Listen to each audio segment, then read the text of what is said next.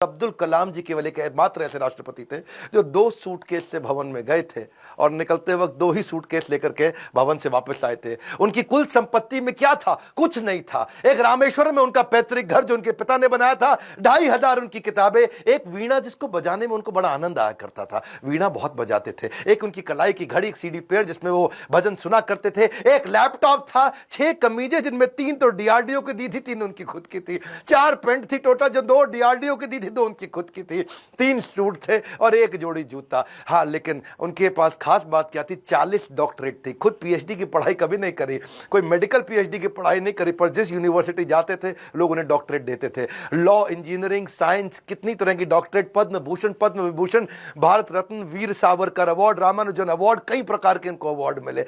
उनकी एक खास बात मैं जरूर बताना चाहूंगा, हालांकि वो मुसलमान थे लेकिन वेजिटेरियन थे। उनका बड़ा प्रेम था। एनिमल्स आर एंजल्स विद फर। पक्षी जगत पर्यावरण का सूचक होता है। कलाम जी क्या कहते थे? वो पर्यावरण का सूचक है और अगर वो मुसीबत में है तो समझ लेना कि अब हमारे भी बुरे दिन दूर नहीं है।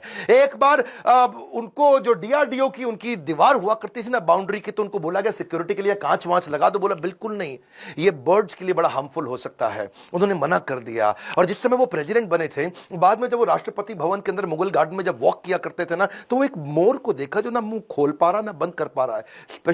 स्पेशली उन्होंने वेटनरी डॉक्टर को बुला के देखा तो देखा मोर के गले में ट्यूमर है, ना मुंह खोल पा रहा है ना मोर मुंह बंद कर पा रहा है। उन्होंने इसका इलाज कराया। एक लीडर की महानता का इसी बात से पता चलता है कि वो किन लोगों की मदद कर रहा है जो बदले में उन्हें कुछ नहीं दे सकते। जब कोई लीडर ऐसे लोगों की मदद करता है जो बदले में कुछ नहीं दे सकता, वही एक महान लीडर की निशानी है। अच्छा, अब्दुल कलाम जी की एक बात मेरे दिल को छू गई। वो परिवारवाद नहीं राष्ट्रवाद में बिलीव किया करते थे। जब वो राष्ट्रपति भवन में थे, See, he's a man of principle and therefore is always respected everywhere. उनके क्योंकि जो भाई थे ना, उनको बहुत प्रेम करते थे, बहुत प्रेम करते थे अपने भाई से, बचपन से ही प्रेम था। और उनके अपने सगे भाई का पोता दिल्ली के अंदर मुनीरका में किराए के कमरे पर रहा करता था। 2006 में जब कलाम ने एक दफा सारे परिवार को इनवाइट किया, क्योंकि उनका कोई परिवार वहां रहता नहीं था, वो राष्ट्रपति भवन में अकेले रहते थे। और जब एक बार उन्होंने सारे परिवार को बुलाया राष्ट्रपति भवन में, तो वो लोग 8 दिन तक रहे। और सारे परिवार, क्योंकि 10 भाई बहन थे ना, तो 52 लोग आए।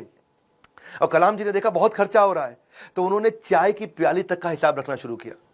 सब लोगों को उन्होंने अजमेर शरीफ प्राइवेट बस करके भेजा, उसका भी हिसाब रखना शुरू किया। उन्होंने अपने अकाउंटेंट से सारा हिसाब बनवाया और बोला कि ये कितना बना, तो देखा 3,52,000 रुपए का चेक उन्होंने अपनी तनख्वाह से काट के दिया। और क्या कहा कि राष्ट्रपति भवन की जिम्मेदारी केवल राष्ट्रपति की होती है, पूरे परिवार की नहीं होती है। अब्दुल कलाम जी इतने विनम्र व्यक्ति थे। विनम्रता ताज के बिना राजसी गौरव है, वो ऐसी चीज है। महान व्यक्ति की महानता ही उसकी नम्रता है। डॉक्टर कलाम को एक बार आईआईटी बीएचयू के अंदर चीफ गेस्ट के रूप में इनवाइट किया गया, और जब वहां पे आए तो वहां पे 7 कुर्सियां थी। बीच वाली कुर्सी थोड़ी ऊंची थी, और जो बीच वाली कुर्सी ऊंची क्योंकि वो राष्ट्रपति थे, उनको बैठना था। उन्होंने बोला ना ना ना, कुर्सी हटाओ, बराबर की कुर्सी लगाओ।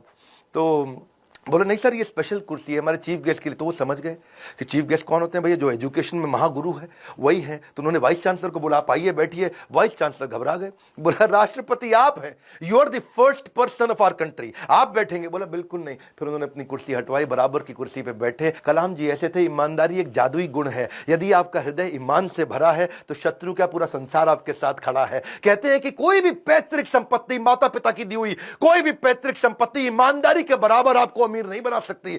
सबसे ज्यादा अमीर व्यक्ति वही जो ईमानदार है।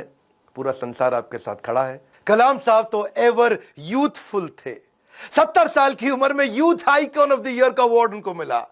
हमेशा जीवन में भगवत गीता और कुरान दोनों साथ में रखते थे। 83 वर्ष की उम्र में उन्होंने रिटायर नहीं किया, रिट्राई किया। He was not tired, he was inspired, he was not tired up, he was fired up। आंखों में रोशनी तो उनकी कम हो रही थी, पर युवाओं के भविष्य को रोशन करने में लगे थे। उनके शरीर के पांव के कदमों की गति कम हो गई थी, पर देश की समृद्धि की गति को बढ़ाने में लगे हुए थे। एक असाधारण, एक अनोखा, अस्वाभाविक, अलौकिक व्यक्तित्व के 2015 में हमेशा के लिए हमको अलविदा करके चले गए। और कहां गए? उसी IIM शिलोंग के अंदर आखिरी लेक्चर देते वक्त जैसे क्षत्रिय अपने युद्ध के मैदान में लड़ाई करते हुए वीर गति को प्राप्त करता है, ऐसे ही IIM शिलोंग के अंदर लेक्चर देने के बाद तुरंत वहीं लेक्चर देते वक्त जो कल था वो आज नहीं है, जो आज है वो कल नहीं होगा, वैसे ही इस ब्रह्मांड में दूसरा कोई कलाम नहीं होगा।